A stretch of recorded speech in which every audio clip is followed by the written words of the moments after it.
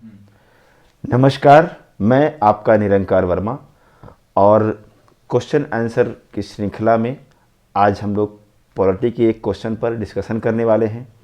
तो आइए देखते हैं।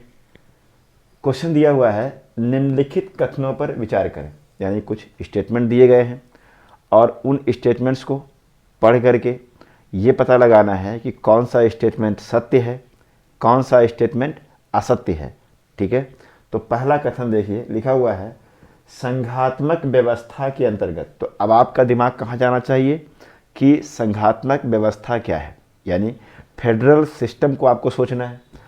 तो संघात्मक व्यवस्था के अंतर्गत केंद्र एवं राज्य के मध्य शक्तियों का विभाजन अस्पष्टता होता है। यानी ये कह रहा है कि जो संघात्मक ढांचा होता है जिस कंट्री में, वहाँ पर जो राज्य होते हैं और केंद्र होता है, इनके बीच में शक्तियों का अस्पष्टता विभाजन होता है, यानी सेपरेशन ऑफ पावर की बात कर रहा है।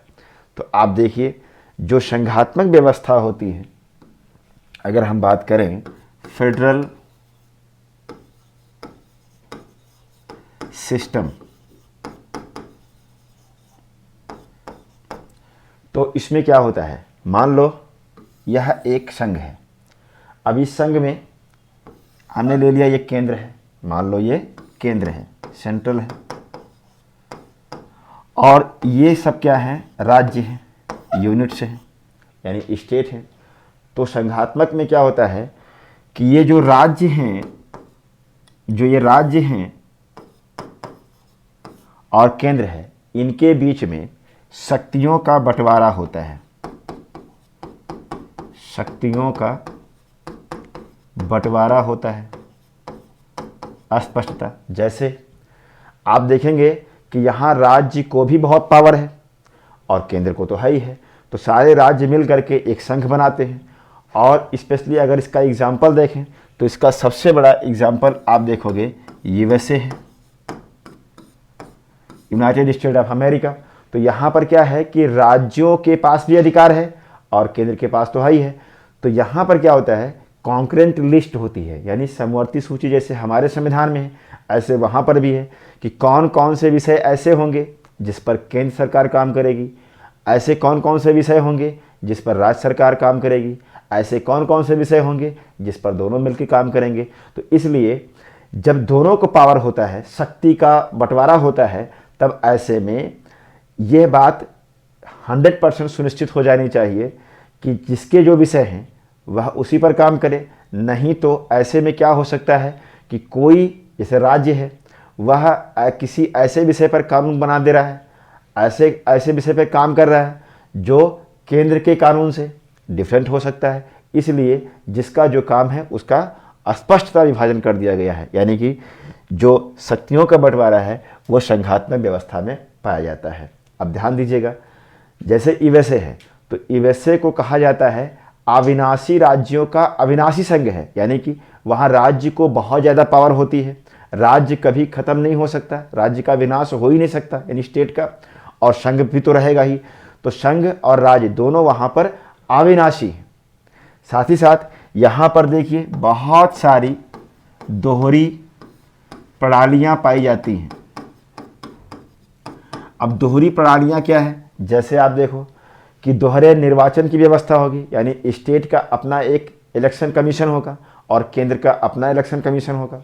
इसी प्रकार से दोहरी ऑडिट की व्यवस्था है, यानी केंद्र का अलग, राज्य का अलग।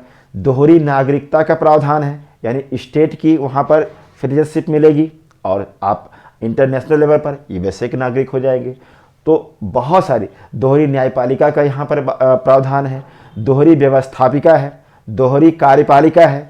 तो इस तरह से आप दोहरी विधायिका भी है।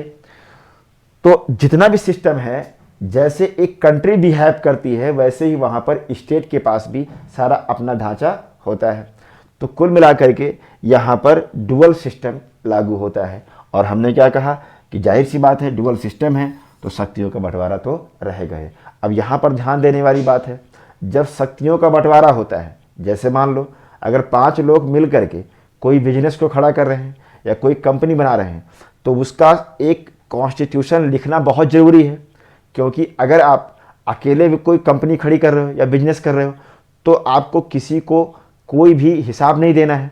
बट अगर 4-5 लोग मिल के करते हो तो यह बात पहले ही लिख देना चाहिए कि कौन सा किसका अधिकार होगा, कितना किसका शेयर होगा, किसके क्या कार्य होंगे। ये बातें लिखना बहुत ज़रूरी है, नहीं तो विवाद होगा। इसीलिए जहाँ जहाँ पर संघात्मक व्यवस्था पाई जाती है उन देशों में 100% क्या होगा, लिखित संविधान पाया जाएगा।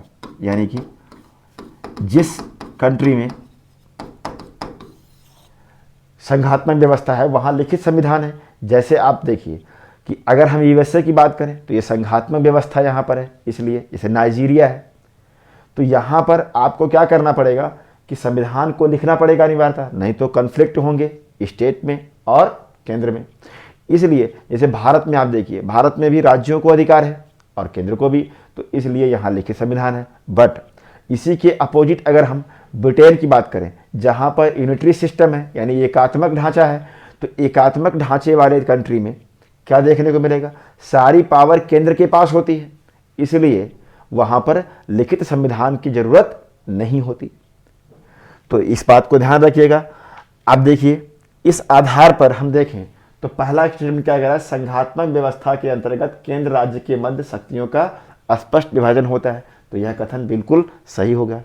दूसरा है परिसंघ व्यवस्था के अंतर्गत, अंग्रेजी देख सकते हैं इसका, यानी कि कॉन्फेडरल की बात हो रही है। देखिए कॉन्फेडरल की बात हो रही है, तो कॉन्फेडरल क्या होता है, अब इसको आप समझिए। परिसंघ किसे कहते हैं, तो परिसंघ का मतलब होता है कि यह संघात्मक व्यवस्था के जैसा ही होता है, बट यहाँ पर जो इकाइयाँ होती हैं यानी जो स्टेट होंगे, जो इकाइयाँ होती हैं जिनसे मिल करके संघ बना है, उनको बहुत ज़्यादा पावर होती है। यानी इतनी पावर होती है कि वह संघ से अलग भी हो सकते हैं। जैसे मान लिया हमने कहा परिसंघ,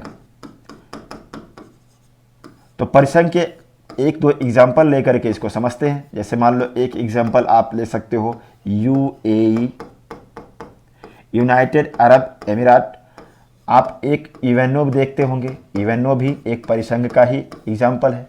तो इसमें क्या है, जैसे आप अगर यूएई की बात करें तो यूएई में 7 शेखों ने, यानी वहाँ पर शेखडम है, 7 शेखों ने मिल करके एक आपस में संघ बना लिया है यूएई।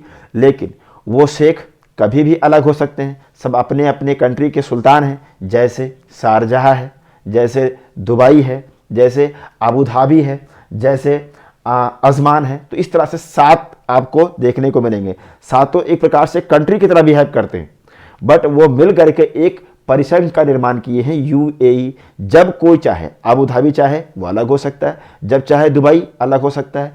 इसी प्रकार से यूएनओ है, तो यूएनओ क्या है, एक परिसंघ है।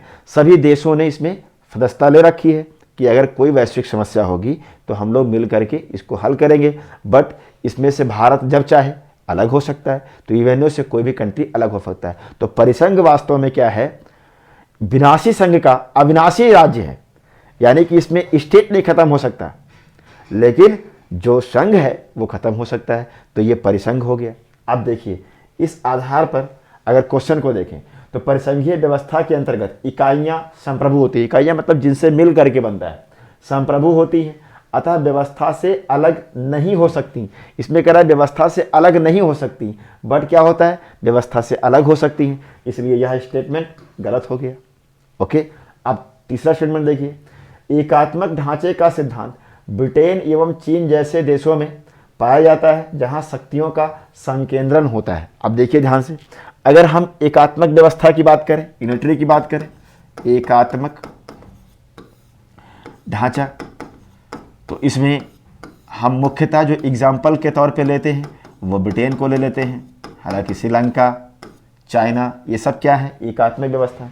तो यहाँ पर मान लो यह एक कंट्री है, इसमें एक केंद्र है और जो ये यूनिट है, ये यूनिट होते हैं तो सारा कुछ, ये केवल यूनिट क्या होते हैं, यूनिट भी जो होते हैं वो केंद्र के कंट्रोल में रहते हैं। यानी कि जैसे भारत में आप देखते हो केंद्र शासित राज्य होते हैं, तो वैसे ही यहाँ पर जो स्टेट होंगे भी वो केंद्र के द्वारा संचालित होंगे। यानी कि यहाँ राज्यों को अधिकार नहीं होता है। सारी शक्ति किस में होती है, तो आप सारी शक्ति कहेंगे केंद्र के अंतर्गत समाहित होती है। यानी कि इसमें शक्तियों का संकेंद्रण होता है। तो जब शक्तियों का संकेंद्रण है, एक ही मालिक है पूरे देश का, तब ऐसे में यहाँ पर इकहरी व्यवस्थाएं पाई जाएंगी। मतलब व्यवस्था कैसी होंगी? इकहरी, यानी यहाँ पर इकहरी न्यायपालिका होगी, इकहरी विधायिका होगी, इकहरी कार्यपालिका होगी, इकहरी व्यवस्थापिका होगी, इकहरा निर्वाचन आयोग होगा, इकहरा ऑडिट व्यवस्था होगी। इन सारा कुछ आपको एकात्मक दिखाई देगा। इकहरी नागरिकता भी होगी यहाँ पर।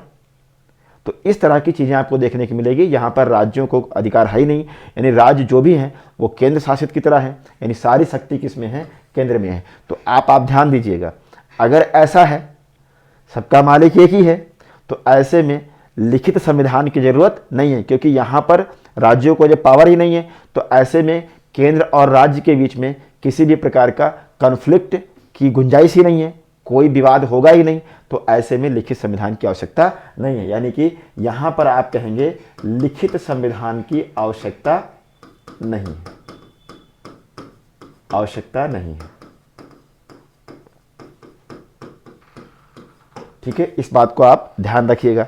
तो सारी शक्ति ये होती है एकात्मक व्यवस्था। अब देखिए ध्यान से, इस स्टेटमेंट को पढ़ते हैं फिर से। एकात्मक ढांचे का सिद्धांत ब्रिटेन, चीन जैसे देशों में पाया जाता है जहां शक्तियों का संकेंद्रण है। तो यह भी स्टेटमेंट क्या हो गया? सही हो गया। अब देखिए चौथा स्टेटमेंट है, संघीय व्यवस्था के अंतर्गत लिखित संविधान की आवश्यकता नहीं है। अभी हमने बताया कि जब संघीय व्यवस्था होगी, यानी राज्यों को भी अधिकार है और सेंट्रल को भी है, तब ऐसे में शक्तियों का बंटवारा होना अनिवार्य है, यानी कि किसके क्या कार्य हैं ये बात स्पष्ट होनी चाहिए। और इस बात को स्पष्ट करने के लिए एक लिखित संविधान की आवश्यकता होगी। अगर लिखित संविधान नहीं होगा तो कॉन्फ्लिक्ट होगा। तो लिखित संविधान की आवश्यकता होती है, इसमें दिया हुआ नहीं होती है, तो ये स्टेटमेंट क्या हो जाएगा? गलत हो जाएगा। तब ऐसे में अगर इस क्वेश्चन को आप कर ले रहे हो, ध्यान दीजिएगा, अगर मान ऑप्शन को देखिए, इसमें एलिमिनेशन सिस्टम को आप अपना सकते हैं। ऐसे मान लिया संघात्मक व्यवस्था के अंतर्गत केंद्र एवं राज्य के मध्य शक्तियों का विभाजन स्पष्टता होता है। अब यह बात तो सब लोग जानते हो, इसको जानने में कोई बहुत कठिनाई है नहीं, लगभग सब लोग जानता है। तो इसको पकड़ो। तो अगर ऑप्शन देखें तो पहले ऑप्शन में नंबर 1 दिया हुआ है, इसका मतलब ये वाला स्टेटमेंट नहीं होगा, ये विकल्प सही नहीं होगा। बी में देखो, इसमें भी 1 दिया हुआ है, इसका मतलब ये भी गलत हो जाएगा। अब सी में देखो, इसमें भी 1 दिया हुआ है, तो ये भी गलत हो जाएगा। अब देखो बाकी स्टेटमेंट के बारे में अगर आपको अच्छी जानकारी नहीं है, तब भी आप डी ऑप्शन लगा करके 2 और 4 को सही कर सकते हैं। क्यों सही हो गया? कि इसमें 1 नहीं है, क्योंकि 1 बिल्कुल सही है और पूछ रहा है आपसे गलत कथन कौन कौन से हैं, तो 2 और 4 इसमें क्या हो जाएंगे? गलत हो जाएंगे। Thank you.